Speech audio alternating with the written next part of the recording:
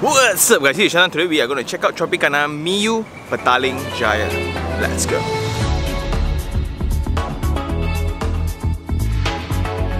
So I'm now heading towards the sales gallery behind, located in the hub at SS2. So this is a place where there's just a lot of fancy things to do. The Japanese cuisine and your food and cafes and things like that. But you also have the normal food stalls that I just had my breakfast in. Today we're going to check out the sales gallery first, find out what's the project, what is it all about. Then we go to the site and we go and, as usual, tour around. Stepping into the sales gallery, right? So that's pretty much it. But what I'm very surprised with is that this project is already 80% sold and it was opened on August itself. That's surprising. So let's get our coordinates right first. This is the entire intersection between Damansara and PJ lah. So if you come to think of it, right, here is KL, so it's Selangor. And there's this street called Jalan Harapan. Currently the sales gallery is here, and in one straight road, this will be Tropicana Miyu's location. First observation, is a very low density location. The only high rise, right, is proximity this distance away, which is very comfortable lah. So there's also a cemetery here, just to let you guys know. And this is the MRT line from TTDI. So that is Uptown Damansara already. Then this is all the college where Atria Mall is. So pretty much location wise, it's very nice. Then this is a freehold land, a pure residential project, meaning the entire block, there's zero commercial lots. 80% of people that bought this, most of them are for own stay. And those are the PJ folks lah. There's a saying where PJ people will forever stay in PJ.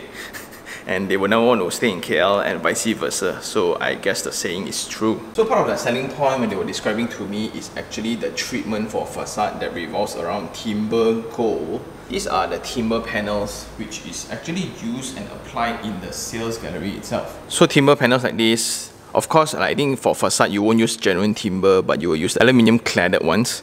And this will be the treatments for the grand lobby itself. So this is Jalan Harapan.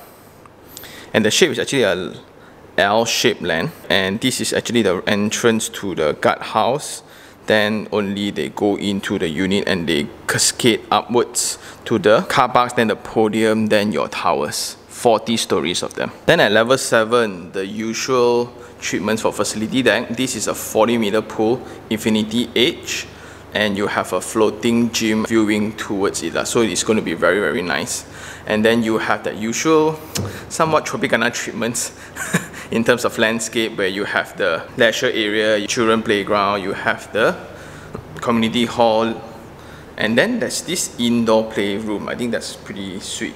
Then moving to the tower, it's actually 8 units per floor, and it's sharing 4 lifts. As there's not many units left, there's only like 20% on the higher floors left, right? Let us just look into one of these design, which is type D, 1520 square feet. When you come into the entrance, you can already add a door here to make this one unit and to make this another. Or without the door, this is just another ensuite bedroom. So when you go in to the foyer, you will be greeted by this wall. Then only you will reach the living and dining. The width between this wall and this wall is going to be amazing. This view is going to be amazing. Look at the kitchen. The dry kitchen is huge with your island. Then at the back will be your yard. There will be a common shared bathroom here for bedroom 1 and the guests, and bedroom 2. Right, so this is the principal bedroom. Just to add on as well, there's 2 orientation to this, north and south facing lah. So this is the Mont Kiara view, this is the section 17 view. But what I'm very curious of is actually this width between units lah.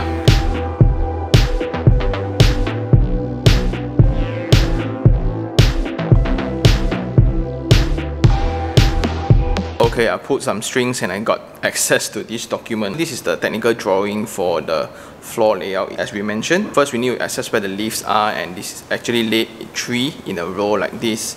And the distance between this lift corridor is 2750, and this is the fire lift.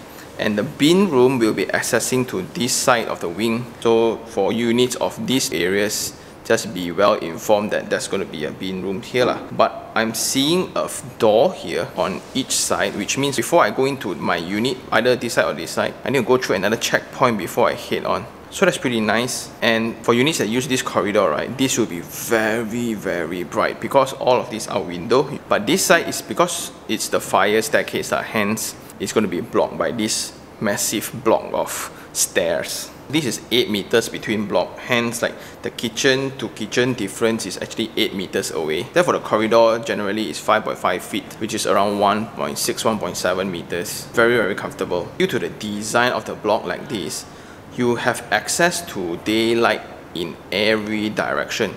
So I like when north-south facing, right, the only place where it will hit sunlight is actually this side of the wall. So this side will only be hot in the morning. So now all units comes with partial furnishings, where these are the items provided. I think that's all for the sales gallery, right? It's pretty rare now that we have sales gallery without the show in it, but the result is still very good. But one statement really struck me is mainly our PJ residents that are buying this project. So I wonder why. I think let's go check it out.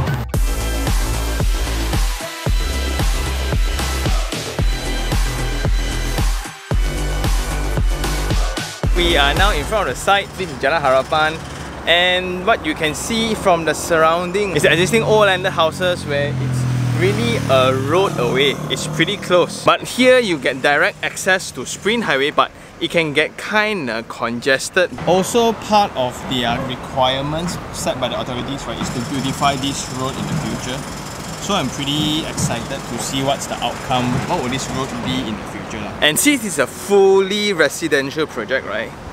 If I were to stay here, where can I get my commercial support? Where do I get my caffeine fix? Where do I get my grocers? Where do I get my wet markets and things like that?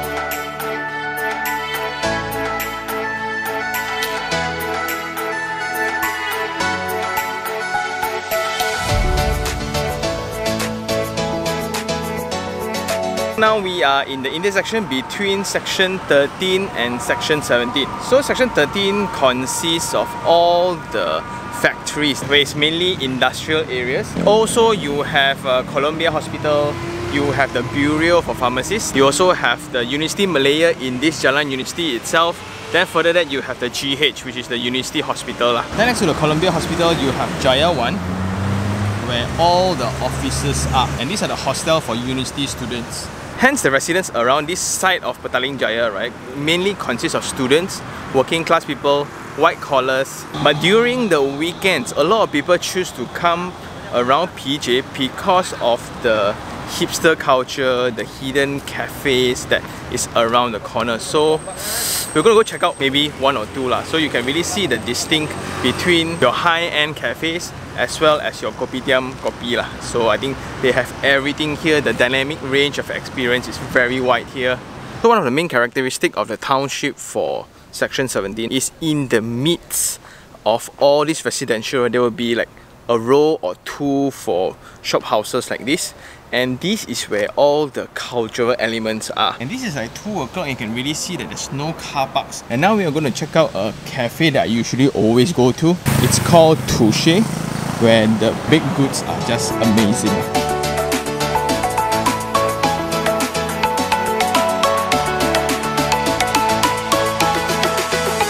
Yeah, so this is how I eat croissants by the box.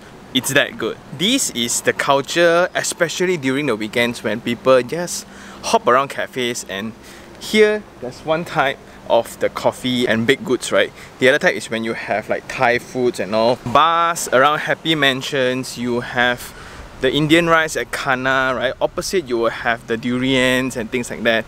Not saying very far, SS2 is also around the corner where it's the huge concentration of commercial areas. Hence, this is an address, right? Really, like locals, if you know your way around the junctions, the streets, right? It's a very comfortable place to live in. For real. We are now in Happy Mansion. From afar, right, it looks like just another apartment building in the center of a residential area.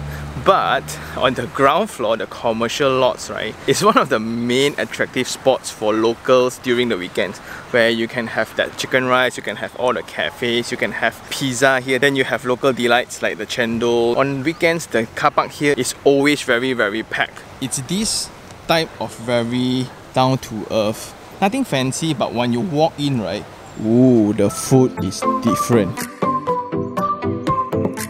And before the MCO and COVID, right, this used to be the wet market for the main area of Section 17 PJ lah. Just to reiterate the convenience, you have your groceries, your clinics, your barber, your convenience store, your totos, your community living items lah. Everything you can find within the proximity of 5 minutes driving from Miyu itself. Well, I think that's about it for the neighbourhood. I think it's now time for Sean Take 3 on 3. 3 things I like. Number 1, it's a new property in an old address.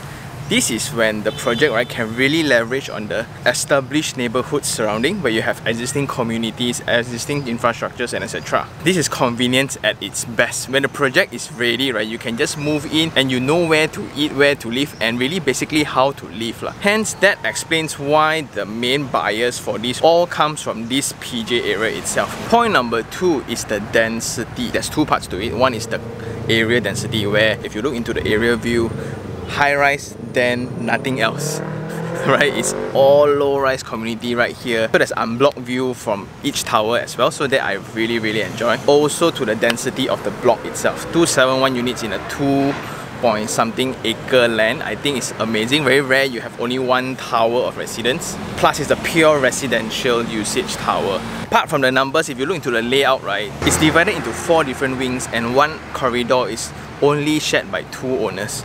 8 units per floor. Amazing layout. Last of all will be the pricing of 780 to 850 per square feet, where it's around 5 Stone and Amira sub-sale market. So I think the lowest unit is around 700,000 to begin with. And with the HOC campaign right now, it's taken up when it's launched on September itself. That's insane. Without a show unit, it's still sold out 80%. Yeah. 3 things I don't like. Number 1, it's the accessibility.